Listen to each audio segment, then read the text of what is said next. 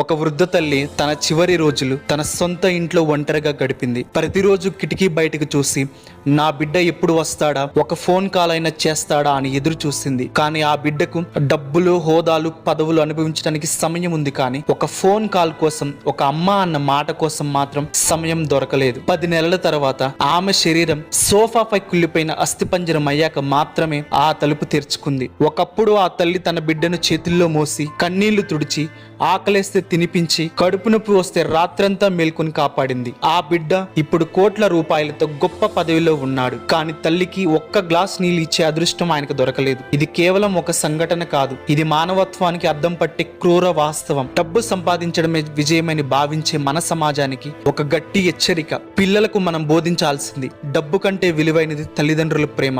ఎంత బిజీ అయినా వారిని గుర్తు చేసుకోవడం, పలకరించడం మానవుని అసలు గౌరవం. వృద్ధులను వదిలేసి జీవించే సంపద అసలు